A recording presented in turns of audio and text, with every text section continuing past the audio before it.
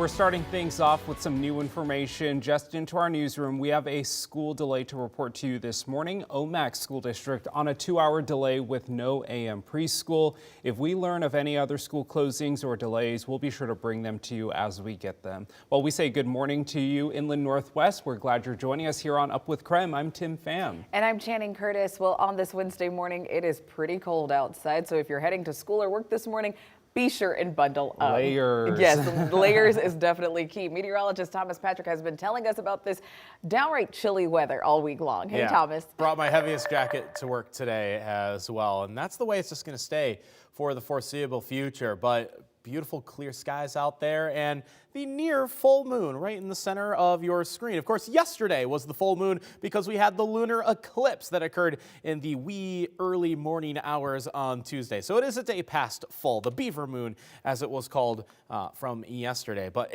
a cold scene out in Coeur d'Alene. It's 19 in Spokane. The wind chill is 11, and that's just with a 6-mile-per-hour wind. Almost feels measly saying it that way, but even a light wind can make it feel bitterly cold outside. Wind chill also at 11 in Coeur d'Alene, 10 in Deer Park, and as cold as -2 in Winthrop, where the wind is a bit stronger over Okanagan County early on this morning. Still dealing with the aftermath of that Sunday and Monday snowstorm, where up to 2 feet of snow had fallen. As for Doppler radar, there is a little bit of light snow over north central Idaho, but that will be sliding eastward towards Montana, and Missoula is under winter storm warnings today.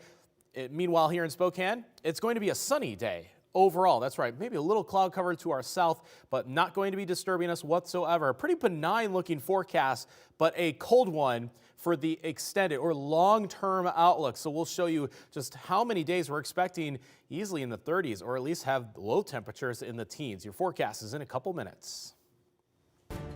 We have a lot to get to this morning in our election coverage, so let's get right to the results in the key races in our area. So starting things off by taking a look at the top race in Washington State for the U.S. Senate. CBS News and the Associated Press have called this race for incumbent Patty Murray, who is seeking her 6th term as senator. Her challenger, TIFFANY SMILEY, is a political newcomer who positioned herself as a fresh choice for voters.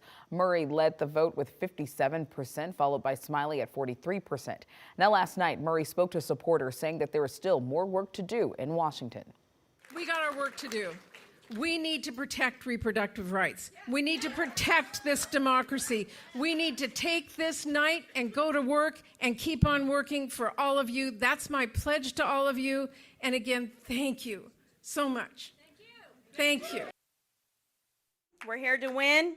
As you all know, in Washington State, it takes several days to know the close of our elections here.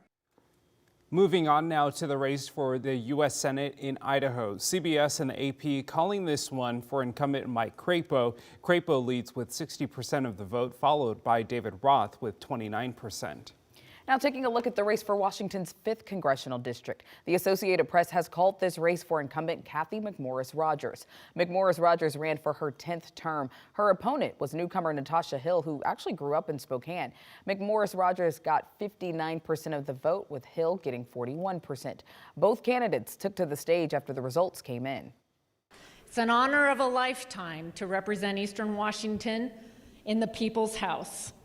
And with this re-election, I recognize that there's an enormous amount of confidence that you have put in me to rebuild our foundation.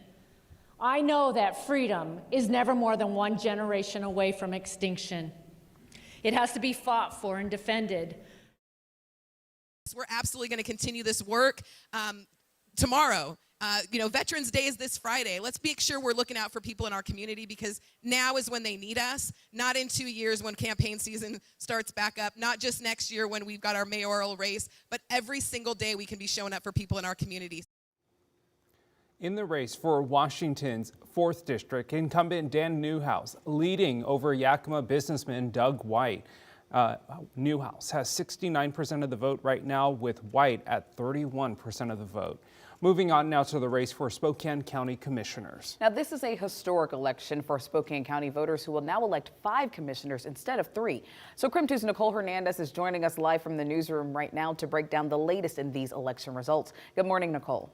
Good morning, Tim Channing. So this here is what the new district map looks like now. Again, this year is the first time Spokane County residents have voted for 5 district commissioners. Before this, it had only been 3. So let's get straight to some of those races. First up, District 1, Democrat Chris Jordan is leading over Kim Please. You can see with 56% of the vote versus 44% for Please. Moving on to District 2, it's Republican candidate Michael Cathcart against Democratic candidate Amber Waldrop. You can see Waldrop leading there with 56% of the vote to Michael Cathcart's 44%. Those first 2 districts have Democrats leading the vote right now. This would be the first time in 12 years that residents voted Democrats onto the county council. Moving on to District 3 now, Josh Kearns is looking to continue to serve as Spokane County Commissioner. He's up against businessman Wild Bill Schreiner. You can see Kearns has a significant lead in this race with 78% of the vote. That's over 22,000 votes in his name. Next, District 4, incumbent Mary Cooney is looking for re-election. Paul Brian Noble, who's been a pastor in the Inland Northwest for 20 years, is looking to unseat Cooney. Not quite doing it, though, with Cooney at 59% of the votes, with Noble only at 41%. And lastly, District 5, incumbent Republican Al French is looking for re-election. In his way, though, is Maggie Yates, who's running for office for the first time. This here is the closest race we have this morning, with 51% of the votes for French and 49% to Yates. They are just within a couple hundred votes of each other. Spokane County is still counting those ballots and updating results. We will continue tracking the most up-to-date results as they come in. In the newsroom, Nicole Hernandez, KREM 2 News. Well, moving on now to the race for Spokane County Sheriff. Longtime Sheriff Ozzie Knezovich is not seeking re-election after serving for 15 years. Current Undersheriff John Knowles is up against Wade Nelson, who worked for the sheriff's office for more than 20 years. Knowles right now in the lead with 60% of the vote, followed by Nelson with 40% of the vote. After the results started coming in overnight, Sheriff Knezovich gave a farewell speech at the Spokane Republicans' watch party. And it has been one of the greatest honors I've ever had to serve you, the citizens of Spokane County.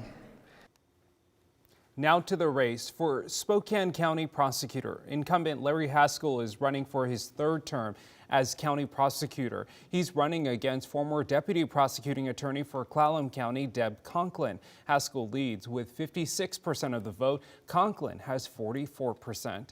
So the results we are tracking all morning long are being counted by workers at the Spokane County's elections office. So KREM 2's Janelle Finch is giving us an in-depth look at voter turnout for this election. Election day has come to a close, but the action continues here at the Spokane County Elections Office. Over half of all 360,000 registered voters have returned their ballots. And over the course of this week, the Spokane County Elections Office is looking to see that number climb. Once the election office receives your ballot, that's when Spokane County Auditor Vicki Dalton says its journey begins. Through getting your signature verified, to going through the tabulation machine, and then scanning to make sure all votes are bubbled in properly, getting all ballots counted is a group effort. As county auditor for over 20 years, Dalton has been through her fair share of election nights. But even after 20 years, she still sees every election as special. Every election is exciting, because this is the voters' opportunity to make a statement about who leads their government, or to make a statement on the measures that are on their ballot. The elections manager says we may not see a final voter turnout number until later this month, but the office is expecting 240,000 ballots to be returned this election season, which would equal about a 66% voter turnout. In Spokane, Janelle Finch, KREM 2 News. All right, taking a live look now at the Kootenai County Elections Office this morning. This is a live stream they set up for each election to ensure transparency in their voting system. All throughout the day and night, you can see election workers here counting ballots until they are all done. And speaking of those ballots, Kootenai County election officials are counting the votes for the Idaho gubernatorial race. So 5 candidates advanced from the primary to the general election. So this morning, the AP is declaring incumbent Brad Little has won this governor's race. Governor Little is in the lead with 61% of the vote, followed by Stephen Height with 21%. Our station in Boise actually spoke with Little yesterday, who says that it's the people's day, and he's glad they supported him. We're very gratified that they agreed with what we've done in leadership in the past and what we'll do in the future. So in the lieutenant governor's race, Idaho House Speaker Scott Bedke is leading the race with 64% of the vote, followed by Terry Pickens' Man Weiler with 31%. They are looking to replace outgoing Lieutenant Governor Janice McGeehan, who lost her bid for governor. Our election coverage does not stop this morning. We will update you all day long as votes continue to be counted. For the latest on all the races we've covered, you can text the word election to the number 509-448-2000. We'll send a link right to your phone.